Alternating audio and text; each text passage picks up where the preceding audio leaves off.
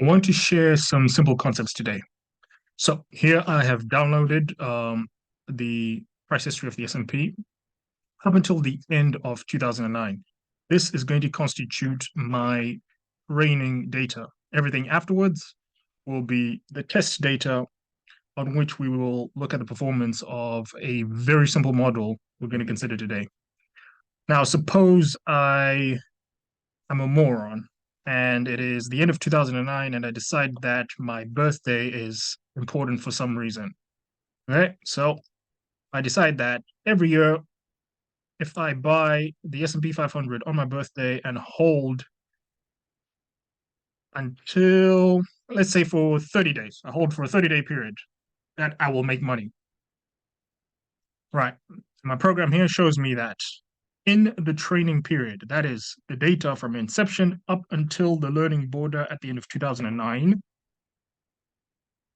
that period, the market was up 39 times versus 21 down. So almost a two-thirds success rate, which may sound impressive, but if you consider that during that entire period, the market was in a strong long-term uptrend, that possibly is not that impressive at all. Anyway, it also goes to show that in the out of sample period, that is after the training period, it remained quite consistent. There were 9 wins versus 5 losses. And if we drill down into the actual trades themselves, we see that the losses were pretty small and the gains were pretty impressive. So actually, the Huda's birthday moron strategy would have performed pretty well. But we're going to do something a little bit more sophisticated than that. We are going to ask the program to identify any periods in the training period that show a consistency of 85% or better. So an 85% win rate or better, whether up or down, with a transaction length of 5 to 90 days. Okay. Run the program. Shouldn't take too long.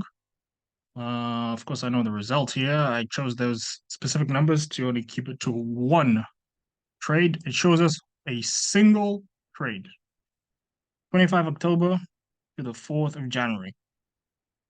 Okay, and it is saying that in that training period from 1950 up until the end of 2009, that period was up 51 times versus 8 downs, right? A win rate of 86.4%. Not bad, right? But of course, not that interesting because that is, of course, the in sample period. We expect that. Something we can do is look at the equity curve. If we assume we had a trading account and we were executing that trade, i.e. one trade per year, where we bought on the 25th of October and closed our longs on the 4th of January, it shows that we had a pretty smooth equity curve, very low volatility. Excellent.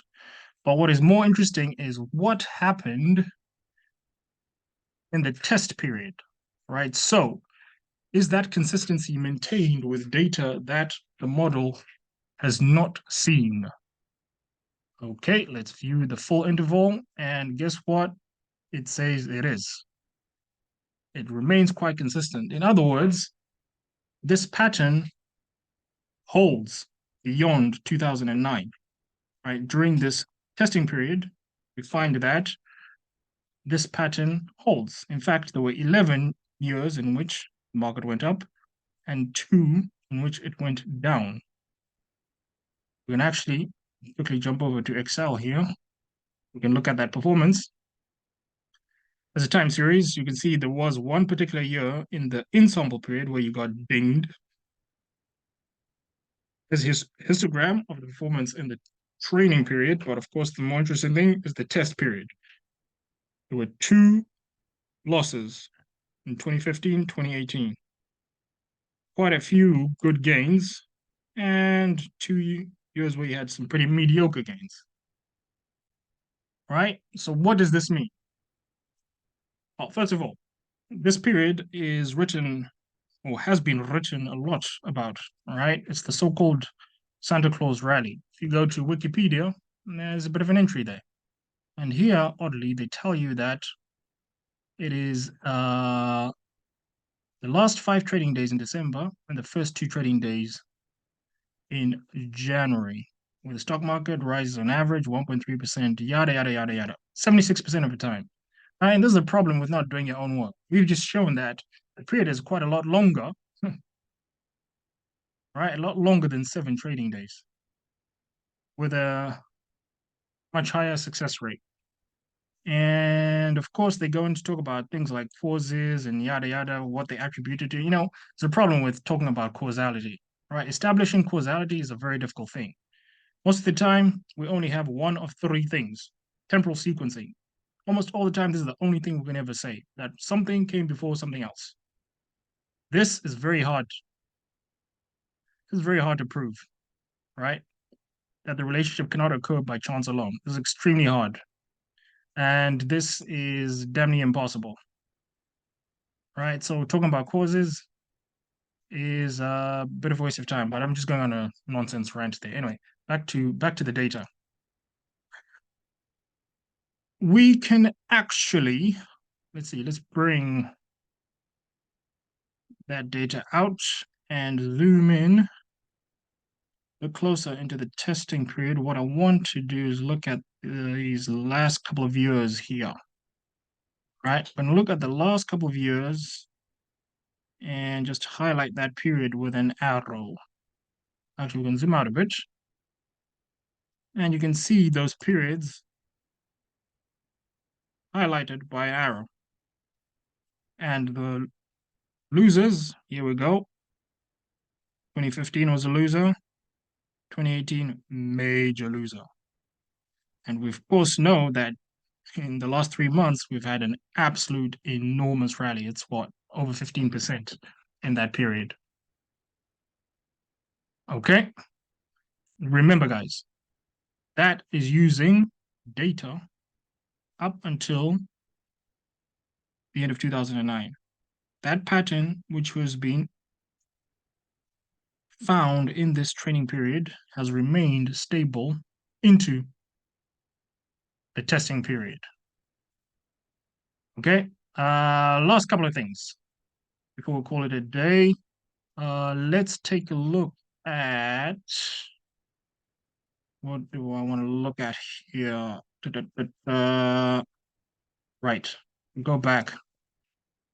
I think let's take a look at this. There's a very interesting rhythm for you guys to take a look at here. Right? And you will find it if you go check out this recent article.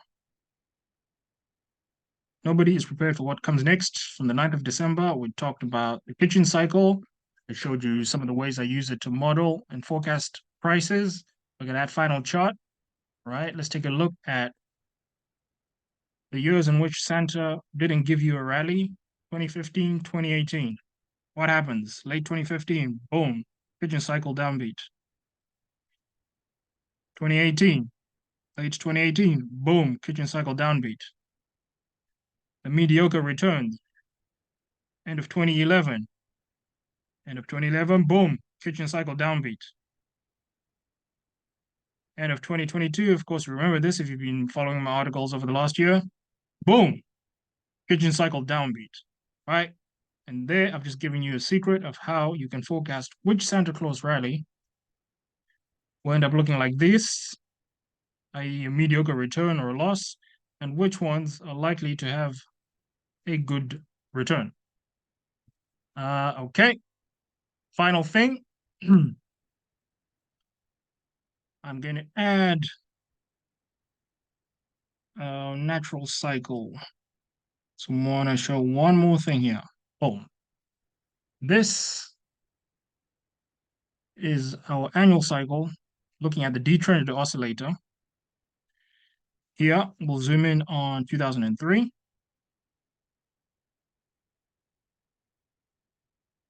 And this pattern has, of course, been extracted with data only up until the end of 2009. If I change it to show the full price history, look at that, barely a change, which tells you that this is a very stable pattern. What's the cause? Yeah, you go and figure that out, right? But if you guys go back and look at 1st of January 2023, chapter 2 of my handbook, we were using the kitchen cycle here, and what did I say? Beats in Feb, March, September, October, dips to buy. And here was the chart.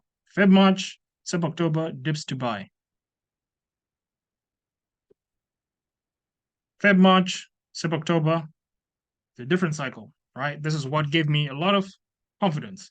There was a lot of confluence between different cycles showing that the periods February, March, September, October would provide corrections in what would be an upward trend, right? That's why when all that emotion came with the banking, so-called banking crisis, you know, the regional banks and Credit Suisse and whatnot blowing up here, and whatever the heck the emotion was here, I wasn't even watching the headlines here, guys. I just don't do that anymore.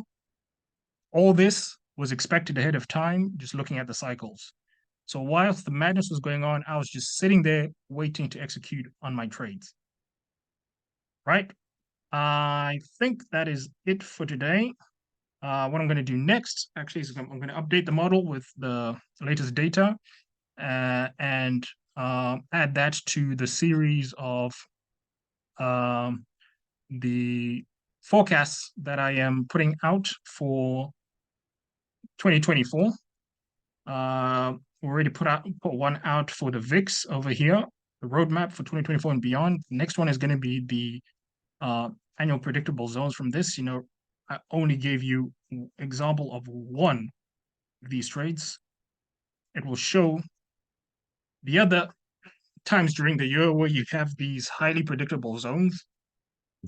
And that's just going to be another one of the tools that we're going to have in the box to map out what to expect for 2024. That's it. Thanks, and Happy New Year.